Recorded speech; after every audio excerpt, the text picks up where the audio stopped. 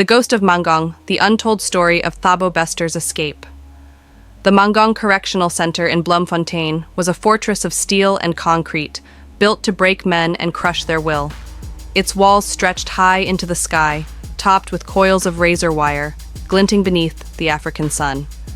Inside those walls, hope was a rare commodity, traded like cigarettes in dark corners of the yard. Thabo Bester was no ordinary inmate. Known across South Africa as the Facebook rapist, his name carried a dark weight. He lured women online, promising love, money, and fame, only to drag them into nightmarish realities. In 2012, he had been sentenced to life imprisonment plus 50 years. Society believed that Mangaung would be his tomb, but Bester was not a man who accepted fate. He was charming, intelligent, and dangerously patient. Guards said he had the devil's eyes that saw through walls, that measured every man, every weakness. Even in his cell, he never seemed caged. He studied people, routines, the smallest cracks in the prison's armor. Then came the fire. It was May 2015. Thick smoke began curling out of cell 35, where Bester was housed. By the time guards reached it, flames were consuming the mattress. Walls blackened with soot, and a body lay burned beyond recognition. They recorded it as an inmate's death, believed to be Bester himself. Newspapers mourned, officials declared him dead, and society exhaled. But not everyone was convinced. The body was too badly burned for certainty. Whispers began circulating. Was it really Thabo Bester? A phantom rumor spread beyond the prison gates. Bester was alive, hiding in plain sight. And in a city miles away, people began reporting sightings of a man who looked exactly like him. Bester, the ghost of Mangaung, had begun his second life. If the fire was a cover-up, then the real question is this: how do you fake your death in South Africa's most secure prison? And who was helping Thabo Bester pull it off? Prisons are not broken by walls, they are broken by people. Thabo Bester had discovered this truth early on. He knew that every fortress has a back door. And in Mangaung, that back door wore a doctor's coat. Her name was Dr. Nandifa Magudumana, a glamorous celebrity aesthetics doctor with a successful career in Johannesburg. To the outside world, she was elegant, ambitious, a healer of scars. But behind her practiced smile was a vulnerability. She craved the kind of love that consumed everything. It was Bester who gave it to her. They met through secret communications. How a life-sentenced prisoner charmed one of South Africa's most admired women remains a mystery. Some say she first treated him as a patient during his prison stay. Others believe their romance began online after he faked his death. What is certain is that by 2017, their lives had intertwined into something toxic and unstoppable. From inside the prison, Bester manipulated prison staff, bribed guards, and made alliances.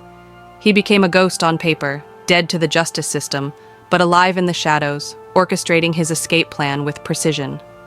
Dr. Nandifa became his most important accomplice, his bridge to the outside world.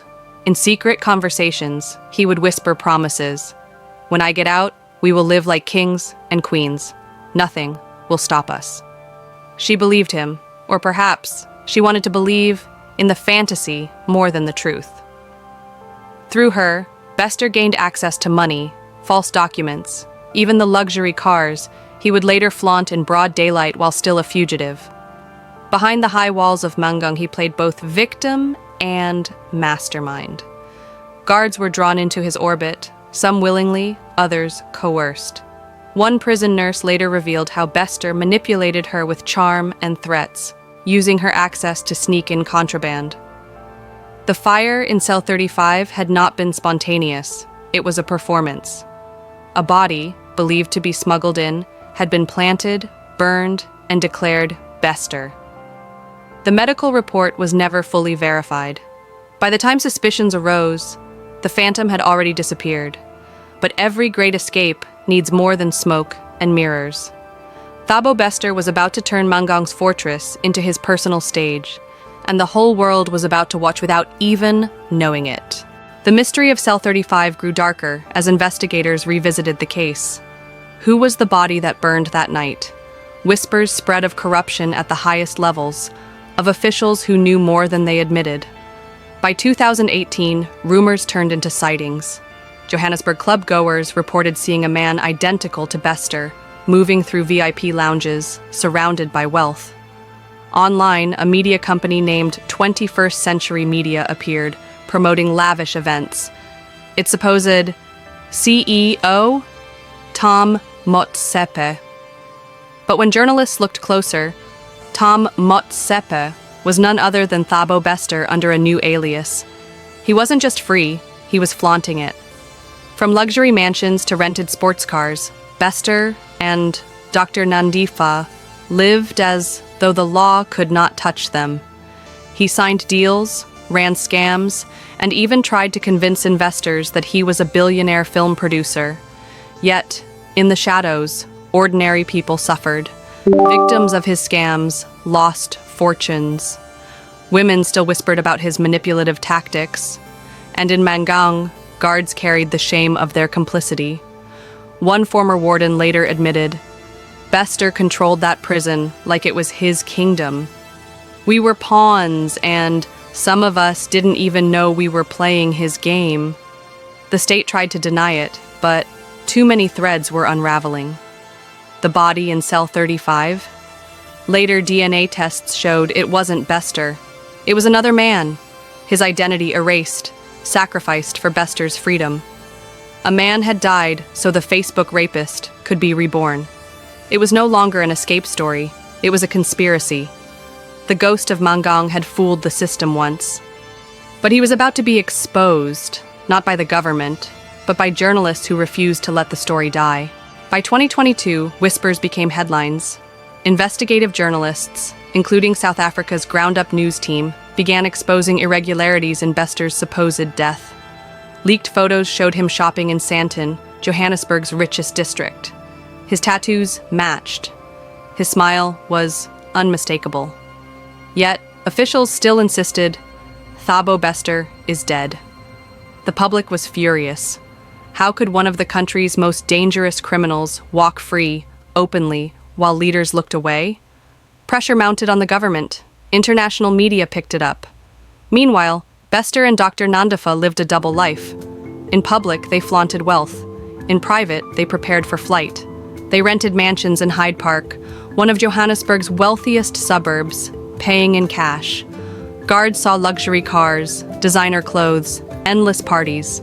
But beneath the glamour, paranoia grew. Bester knew the walls were closing in. At night, he would whisper to Nandifa, "We must be ready. They will come, but they will never catch me alive." It was not just love binding them now, it was survival. Then came the breaking point. In March 2023, Ground Up published undeniable proof. The body from Cell 35 had been misidentified, and Bester was alive. The lie collapsed in a single day.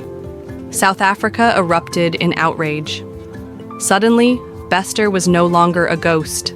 He was the most wanted man in the country.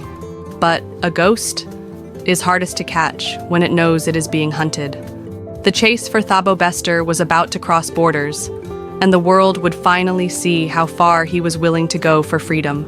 With the truth exposed, police forces launched one of the largest manhunts in South African history. Bester and Dr. Nandifa fled. They moved between hideouts, shedding identities like old skin. But running comes with cracks. Surveillance cameras caught glimpses. Bank withdrawals traced their path. Every friend became a potential betrayer. They fled across the border into Tanzania. For weeks, they lived as shadows, switching cars, using cash, hiding in lodges along the highway. But the net was tightening. On April 7th, 2023, Tanzanian authorities, working with South African intelligence, cornered them in Arusha. Bester, once untouchable, was dragged out in handcuffs. Dr. Nandifa, once glamorous, wept as cameras flashed. The ghost of Mangaung had been captured.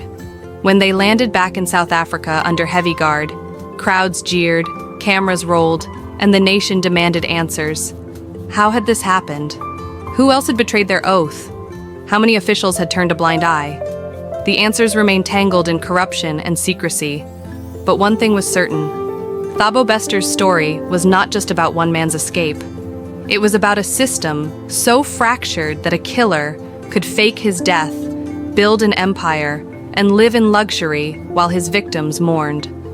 Even now, behind bars once again, people wonder, is Thabo Bester truly defeated? Or is he waiting, in silence, planning his next act? Because ghosts never rest. And if a man can fake his death once, what stops him from trying again?